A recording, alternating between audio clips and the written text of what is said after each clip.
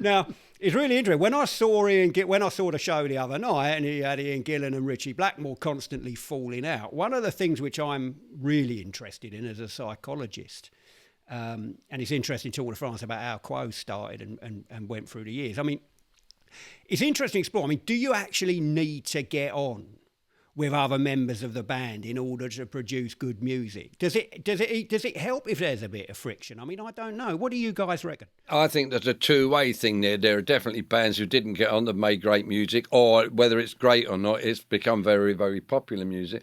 And there are definitely bands that got on that made popular. But inevitably we grow up, which is what happened with Say the Scroll. You get older, you earn money, you become famous, like hopefully. And all those things contribute to the negatives coming up in the band. Yeah, I mean, my feeling on it, Francis, is that it effectively, if the music's great at the end of the day, it really doesn't matter. I don't think people. It's almost trivia. It's like, you know, that reality TV stuff that people want to poke around and say, you know, what did they all have for breakfast? And they disagreed, and one guy was vegetarian, the other guy wasn't. I mean, Rick Wakeman's like that with Yes. Maybe your fans are harder or whatever. I don't know, but I'm sure that people do see this. Then they get on and they great together or whatever it's. I remember thinking the Beatles were all lovely, and then they grew up and you heard things that people didn't like about each other.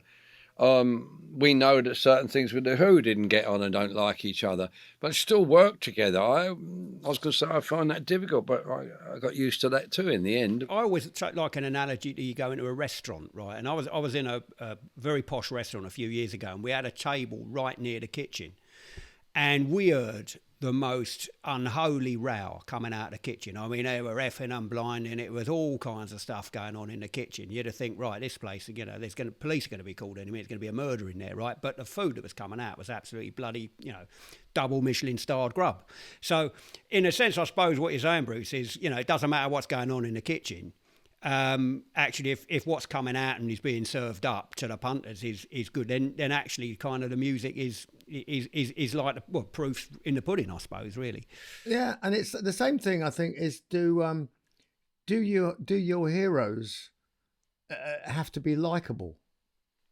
Because I mean that's interesting. Because a guy can make you cry with the most amazing guitar playing and be an absolute arsehole. Francis pointing himself there. I can make you cry with my guitar playing, all right? Don't you worry about it, son.